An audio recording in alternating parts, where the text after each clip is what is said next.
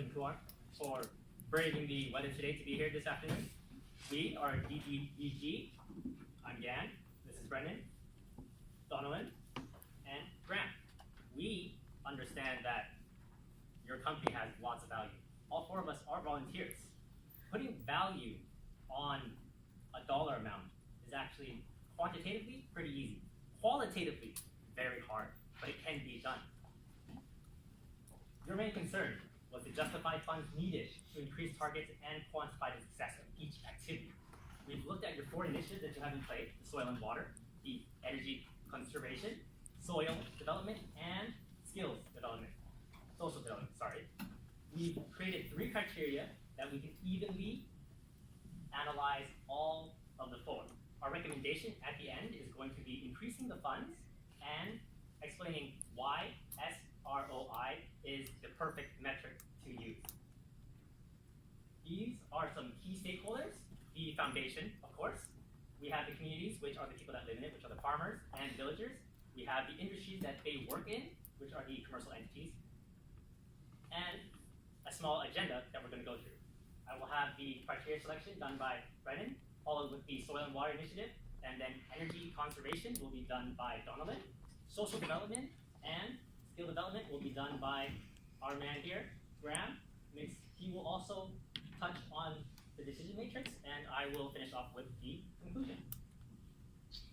Perfect. So I want to talk about our three primary areas that we're using to evaluate whether or not each endeavor has been successful and each project has been successful, and then ultimately whether or not the funding goals should increase and then move up going forward.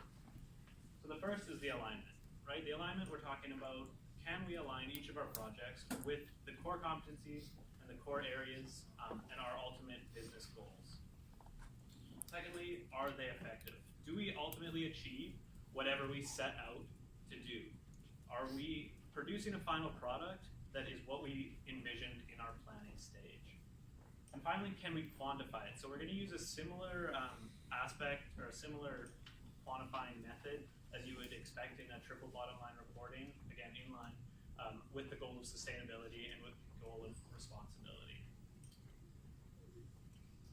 So first off, I want to talk about the soil and water project that we've kind of endeavored in and is our first area. So I want to talk about two extreme areas within the soil and water project, and they're kind of our two benchmarks. So first you can see strengths and weaknesses for the drip irrigation. So the drip irrigation is our high capital area. So our area where we are putting large dollar amount, we're talking about tens of thousands, nearly $70,000, $75,000 benefit to each individual that's impacted by this project. Now when we're looking at that, 40,000 of those dollars are subsidized by the government. So we're getting a large ratio and large proportion of our dollar benefit subsidized, which is always great. It makes us look really good, and it minimizes the dollar value that we're putting out while maximizing the impact it has on each individual that we're touching. If you look at some of the weaknesses, and it's not really a weakness, it's just the opposing side of the drip irrigation area. It's a very small, or it's limited to a smaller number of individuals. So this primarily impacts the farmers in the area, and these farmers are getting cleaner water that's better for the soil, it's more sustainable for the soil that they're growing on, but it's also providing better water for their growing product, and ultimately going forward, it gives them a more viable product. This is really important because the farmers aren't the end of where that impact stops. That impact flows through the community into each individual that those farmers are providing for. So directly, their family is directly impacted, and then it flows down into the community for each individual that is fed or nourished by the plants or the crops that they're growing, again, or employed by the farmers in order to harvest, etc. On the village ponds area, so the village ponds is, again, we're looking at two opposites that set the benchmarks for what we're looking at on either side. So the village ponds are the opposing benchmark. We're seeing a really wide impact on individuals in the community. So we're talking about like almost 200,000 people impact, or 20,000, pardon, people impacted just by our village pond development right now. And that's a relatively small capital investment compared to the drip irrigation. We're talking thousands with about 40 subsidized by the government again. And so again, we're looking at the opposite benchmark, so we're seeing a high impact for our dollar value, where on the other side we're seeing a really high capital investment for a few individuals that comes down through the community, and then again on the village ponds, touching a very wide area of people, but with a small capital investment per individual. I'm going to pass it off to Donna, and she's going to take us through the next stage. First of all, I want to congratulate you from being the leading the lowest CO2 emissions in India. You know that's your competitive advantage. You know you need to leverage that, and by leverage that, this is why you need to support your initiatives such as energy conservation initiative, because by promoting this, you are leveraging, you're promoting social corporate responsibility, and with that, by doing that, you're helping your community and you're helping the environment.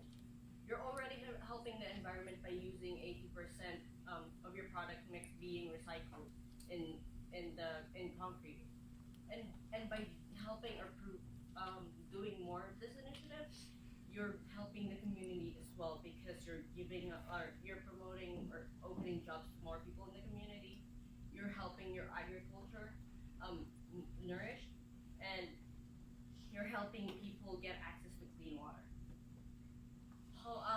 And with that, you're gonna be leveraging all of that by using it as your competitive advantage.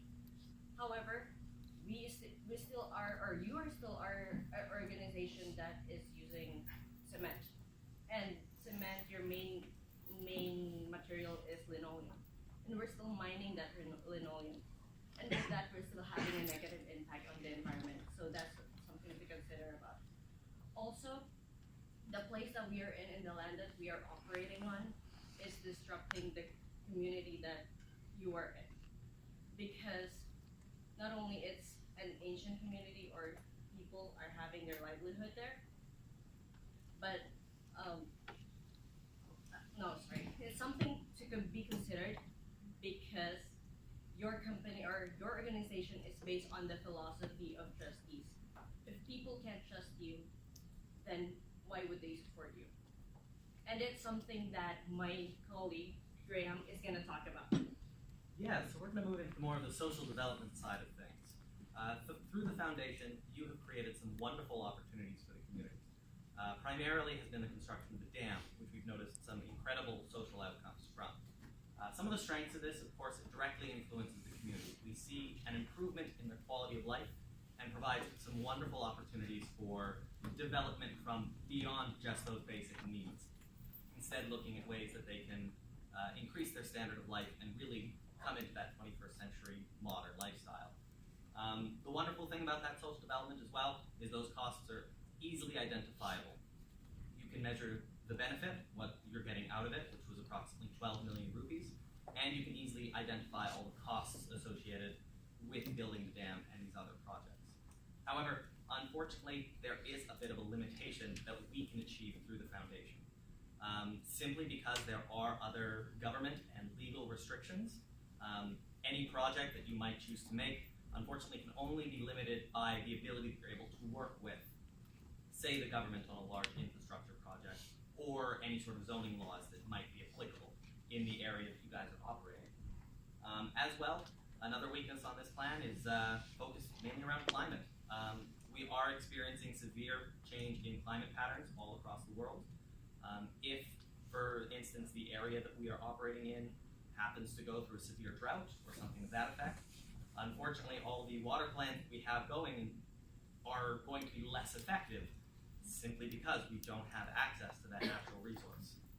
As such, it might be worth looking into possibilities to mitigate the risk or perhaps change the way that we're going about your social program. I'll carry on, though, now to look into the skills development aspect of what you guys are doing. You have some wonderful programs, including self-help groups and employment and vocational training. These are phenomenal opportunities that help the community in more ways than one. Right off the bat, you're seeing those social returns. People who are better employed, better prepared to enter into the workforce, are going to do better for the community. If someone has a better job, they can support their family and in turn give them access to better education, better standard of living, which in turn increases their potential. Not only, though, are we seeing this in the community, we also can see direct ties back to Dalma Group operations. Because if you have people who are more educated, more well-trained for their positions, they will in turn come back to the company and create that added value.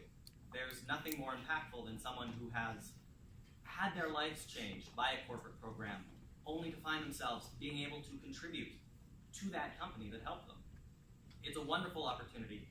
However, the downside to these skill development programs is that those costs are not easily quantifiable.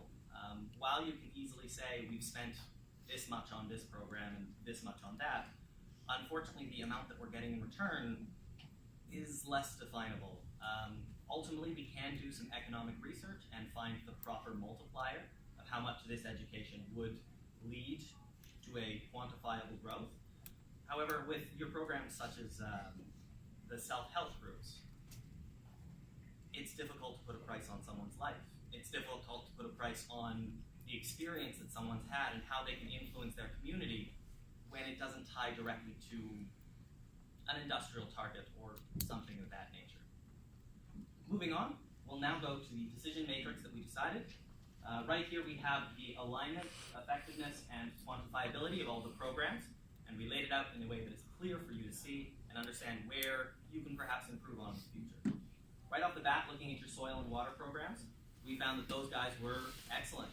They aligned with your company's goals, they were effective in the ways that they contributed to the community, and they were easily quantifiable. You were able to really just tag a number on that and tell that it's truly effective. Unfortunately, though, there are some areas for improvement. Energy conservation, as we mentioned, has some of those issues in effectiveness. Certainly looking at health and safety of the people working, and as well the great toll limestone mining takes.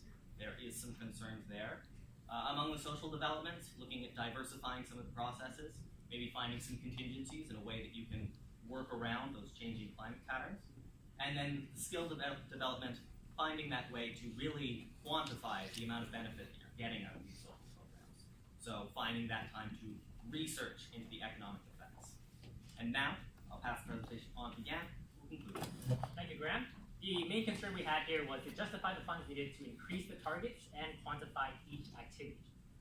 My colleagues have explained the 4 initiatives that you do have. We set it to the 3 criteria that we do believe will give a very even analysis, and in the end, we've come to the conclusion that you should put the money towards increasing funds for the initiatives that you have, and that SRIO, the social return on investment, is a very good metric to use to quantify this. Thank you for your time. I would like to open the floor to any questions.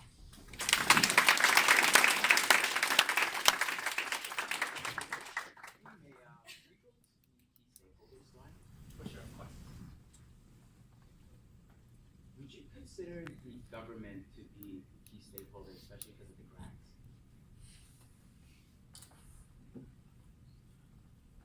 Absolutely. So in terms of our community effect, we think that really the government, well, they do provide these programs, they provide these programs to everybody, and so they're absolutely a stakeholder in the community. And so you see those being represented under the interests of the farmers as well as the community at large.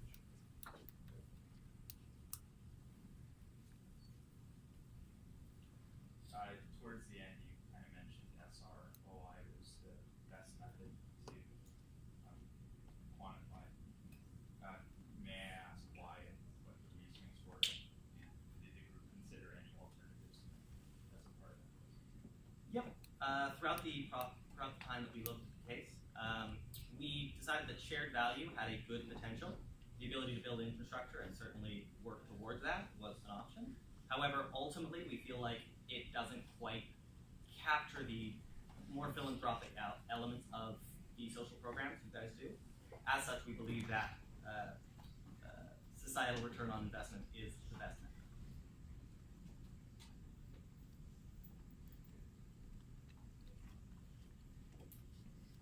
And maybe as a follow-up to that question, what does the group consider from a reporting perspective?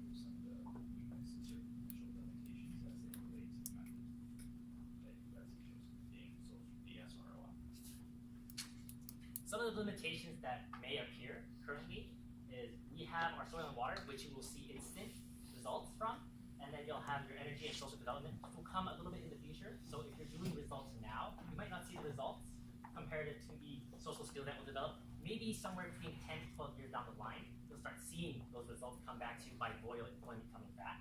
So you might not see instantaneous results, but it will slowly start to climb, and that will give you a better idea that your program is working.